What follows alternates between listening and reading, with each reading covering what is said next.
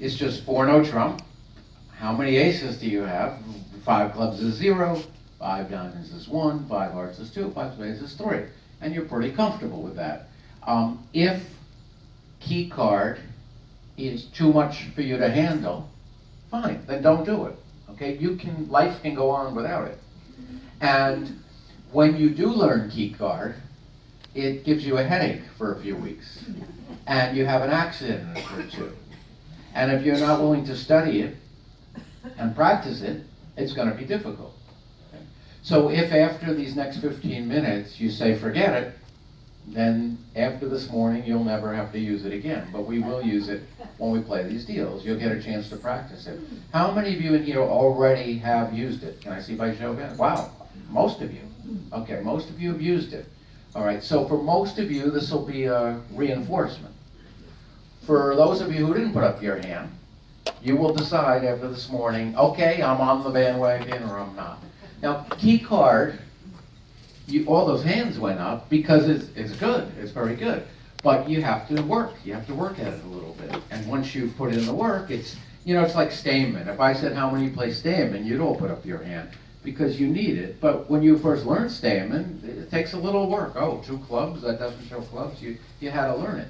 Same thing with key card. Well, the reason key card came into being, and it's only been about 30, 40 years that it's been really popular, is when we go to slam, sure, we don't want to be off 2 aces. That's why Blackwood was invented. In fact, there's an interview with Easley Blackwood. It's on my website. Easley Blackwood was from Indiana. He invented Blackwood. And when they interviewed him, they said, why did you invent it? And he said, well, because in 1940, I bid a slam and I was off 2 aces, and I never want that to happen again. And that's why he invented Blackwood, so you wouldn't ever bid slam off 2 aces.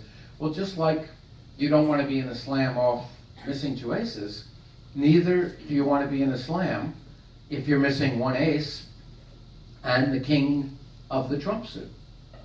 Let's say you're in hearts and you get to 6 and you're missing an ace and you're also missing, you don't have the king of hearts.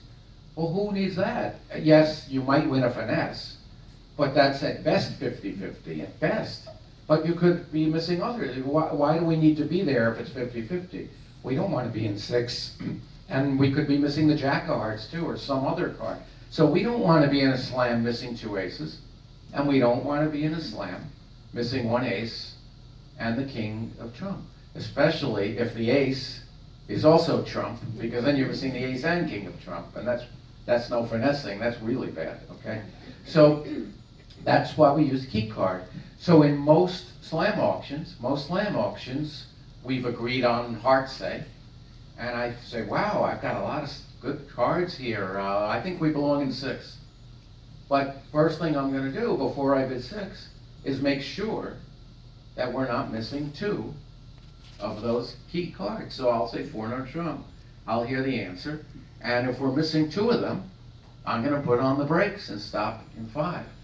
Okay, so key card is good, but we have to study it and use it. And unfortunately, there's 2 different ways out there. And they've tried to unify it. Most people now do what's called 1430. I'll explain the difference, but that's one of the problems with Keycard Blackwood, is that there's still those 2 ways out there and it causes confusion. Okay, there's really, just think of it as 5 aces, 4 aces, and the king of trump.